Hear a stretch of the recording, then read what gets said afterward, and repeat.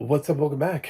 I'm John Stark from MacTheMovieGuy.com, your favorite blind film critic, and today we're going to talk about Don't Let's Go to the Dogs Tonight. I have no idea what that title means, and I've seen this movie.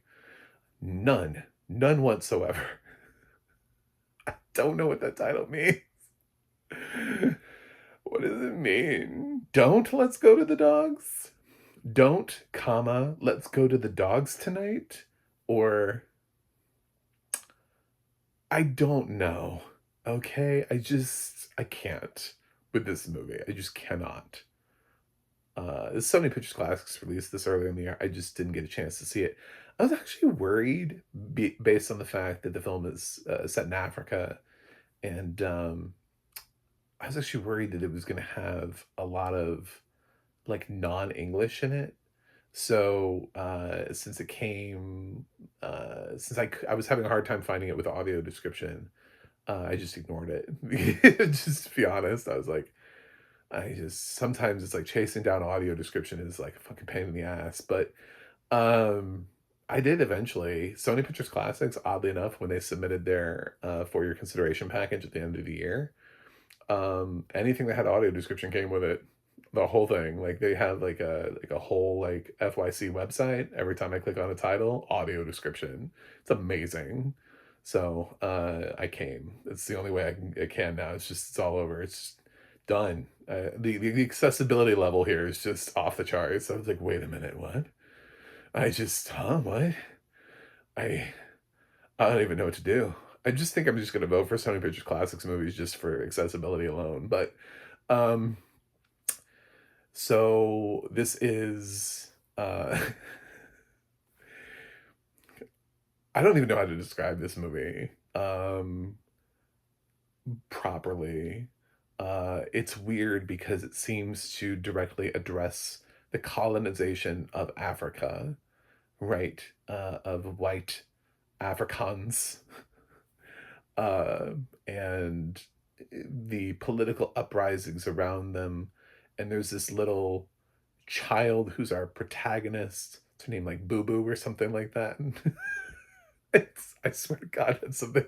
Her name is something like that. It's um and Bobo something. It's Boo Boo or Bobo. I don't know.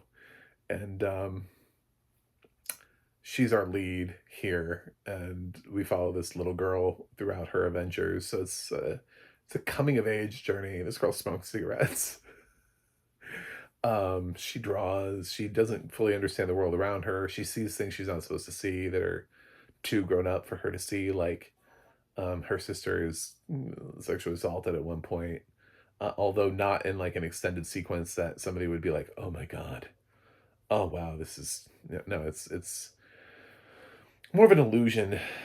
It's brief. It's a brief encounter that more about the reaction. So um, she, is becomes friends with this Sarah, this black African uh, who sort of lives slash works in the property. The military like protects them. They can't go certain places without like a military escort, um, because of all of the, terrorist uprisings in the area. Doesn't seem like it would be a fun place to live, but anytime they have to go into town to buy anything, they have to have like an escort to protect them from, landmines and stuff. I don't know. There's a whole bunch of different things. So there are a lot of dogs everywhere throughout the movie. But coherently, I don't really know what this movie's about. I think it's about trying to live someplace where you shouldn't be, realizing you shouldn't live there, and then moving. I think that's the movie, but I'm not 100% sure. And the weird thing about it is that it's directed by a white director, so I don't fully understand or comprehend how I'm supposed to interpret this movie. Does she regret having grown up in Africa, and this is the story of that, and wanting to leave? We don't go enough in. The thing is, when you have a child protagonist in a movie that's about political uprising and upheaval, it's hard if you don't explain it, you know what I'm saying? If it's everything is from her perspective, and it's the world as she sees it, then she sees things that are sort of out of context, and it becomes kind of out of context for the audience. So it's hard to sort of interpret what's happening here in Rhodesia, at the time. I think it's Rhodesia. Um, so, anyway, this is, uh, the audio description was great. I was happy to, this is, it felt like the movie that I was reminded of a lot was Beasts of the Southern Wild, in the fact that this is a film that hinges entirely on the performance of a child actress. And I thought she did a great job. And to the point where I didn't really care who any of the adults were.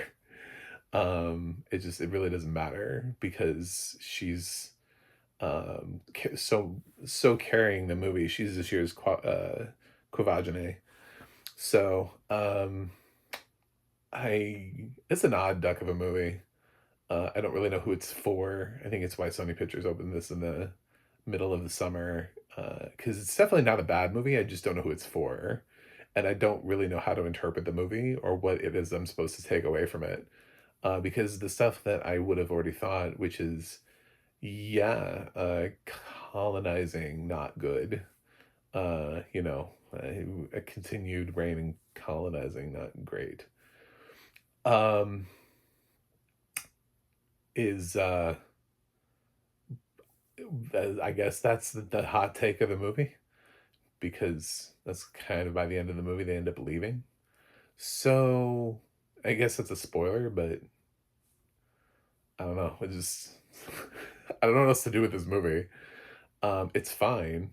It's a good movie, but yeah, I don't. Maybe we should go to the dogs tonight instead, or not. I don't know what that means. So I'm gonna give don't let's go to the dogs tonight. I'm gonna give it a 6.8 out of 10. I think it's a good movie. And directorial debut, sure, but like when I don't know what it is it's trying to offer me, I don't really know.